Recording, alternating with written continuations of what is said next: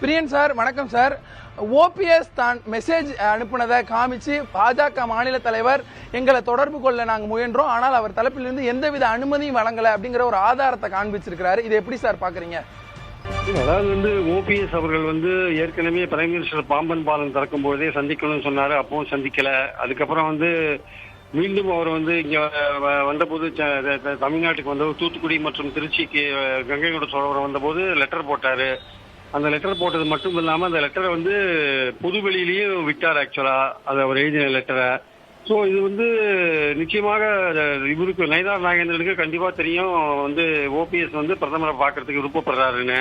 ரெண்டாவது நயினார் அவர்கள் OPS NDA கூட்டணியில் இருக்காருன்னு நினைச்சாருன்னா நயினார் நாகேந்திரன் அவர்கிட்ட சொல்லியிருக்கலாமே, நீங்க பிரைம் மினிஸ்டர் சந்திக்க ஆசைப்படுறீங்களா, இது மாதிரி நாங்க அரேஞ்ச் பண்றோம்னு சொல்லியிருக்கலாமே. அவர் ஏன் சொல்லல? இவர் 6 தடவை கால் பண்ணியிருக்காரு, 2 தடவை மெசேஜ் அனுப்பிச்சிருக்காரு.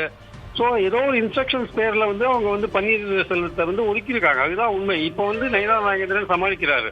நான் எங்கிட்ட சொல்லுங்க, நான் அப்பாயின்மெண்ட் வாங்கி தரேன்ட்டு. ஏற்கனவே வந்தபோது அப்பாயின்மெண்ட் வாங்கி தரத்துக்கான விஷயங்கள் எனக்கு தெரியல அப்படின்னு சொன்னா அது ஒத்துக்க முடியாது. ஏன்னா அவர் மெசேஜையும் காமிக்கிறாரு பன்னீர். அது மட்டும் இல்ல, பொதுவெளியில ஒரு லெட்டரை விட்டுருக்காரு. அப்ப பொதுவெளியில லெட்டர் விட்டதை நயினார் நாகேந்திரன் பார்க்கலையா? நயினார் நாகேந்திரன் பார்க்காத இருந்திருப்பாரு அந்த லெட்டரை. அப்போ அவர் சந்திக்கணும்னு விருப்பப்படுறாருன்னா அவர் அரேஞ்ச் பண்ணிருக்கலாமே, போன் பண்ணி பேசியிருக்கலாமே. அவர் என்டிஏல இருக்கிறதா தான் அவங்க சொல்லிட்டு இருக்காங்க அவங்க.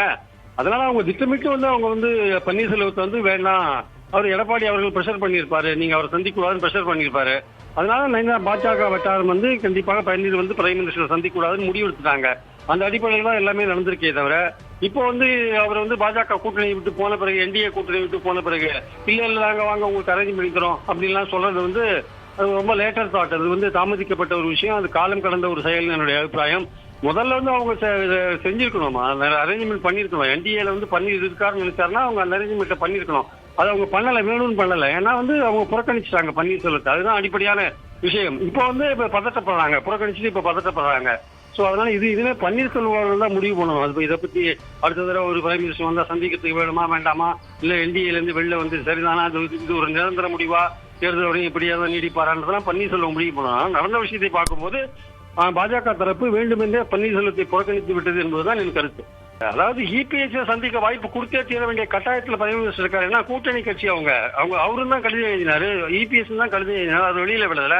ஆனா பன்னீர் வெளியிலே விட்டாரு அந்த கடிதத்தை. காரணம் என்னன்னா, கேட்டிருக்கேன், அப்பாயின்மெண்ட் கேட்டிருக்கேன்னு சொல்றதுக்காக வெளியில விட்டார். அது ஒரு ஸ்ட்ராட்டஜி மாதிரி வச்சுக்கலாமே. ஸோ எடப்பாடியை சந்திச்சது கூட்டணி கட்சி இந்த முறையில சந்திச்சார்.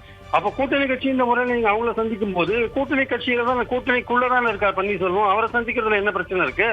ஒரு பொக்கே வாங்குறதுல கொடுக்கறதுல என்ன பிரச்சனை இருக்குன்னு பாஜக பதில் சொல்லணும் ஆக்சுவலா. அதனால அவங்க திட்டமிட்டு பன்னீரை புறக்கணிச்சிருக்காங்க. எடப்பாடி அவர்கள் பிரஷர் கொடுத்திருப்பாரு, நீங்க பன்னீரை சந்திக்க கூடாது அப்படின்னு பிரஷர் கொடுத்திருக்க கூடும். அதனாலதான் இந்த விஷயம் நடந்திருக்கு. இப்போ பதட்டப்படுறாங்க பாஜக. அது காலம் கடந்த ஒரு செயல் ஏற்கனவே சொன்னேன் நான். ஸோ அதனால இது திட்டமிட்டு நடந்த ஒரு புறக்கணிப்பு. இனிமே இதை சரி செய்யணும் அப்படின்றதெல்லாம் பாஜகவுடைய விருப்பமாக இருக்கலாம். அதுக்கு எவ்வளவு தூரம் பன்னீர் ஒத்துழைப்பாருன்னு நமக்கு தெரியாது ஆக்சுவலா. அவர் வெளியில வந்திருக்காருன்னா சுயமரியாதை பாதிக்கப்படும் போது வெளியில வரதான் செய்வாங்க. அதனால வெளியில வந்திருக்காரு. தற்சமயத்துக்கு என்டிஏ விட்டு வெளில வந்திருக்காரு. தன்னுடைய ஆப்ஷனை விருப்பத்தை ஓப்பனா வச்சிருக்காரு. அவரை தேர்தல் இருக்கும்போது என்ன மாதிரியான முடிவெடுக்க அவருடைய முடிவெடுக்க வேண்டுமோ அது எடுப்பாரு. அவருடைய நோக்கம் ஒரே நோக்கம் தான் சார். அதாவது அதிமுக இருக்கிற இபிஎஸ் அதிமுக ஒற்றுமைக்கு ஒத்துழைக்க மாட்டேன்றாரு, இவர்களெல்லாம் சேர்க்க மாட்டேன்றாரு, காலம் கடந்து போய்விட்டதுன்னு சொல்றாரு.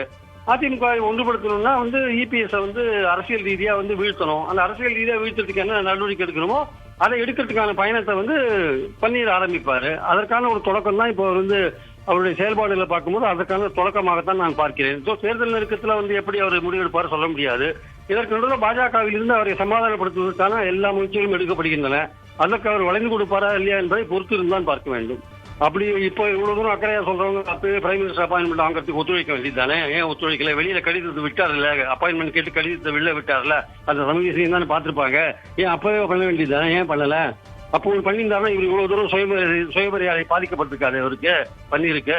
இப்ப என்ன வேணா சொல்லலாம் சார். அப்போ இபிஎஸ் பேச்ச கேட்டுட்டு பாஜக வட்டாரமே ஆடினாங்க. இன்னைக்கு பதட்டப்படுறாங்க. தேங்க்யூ.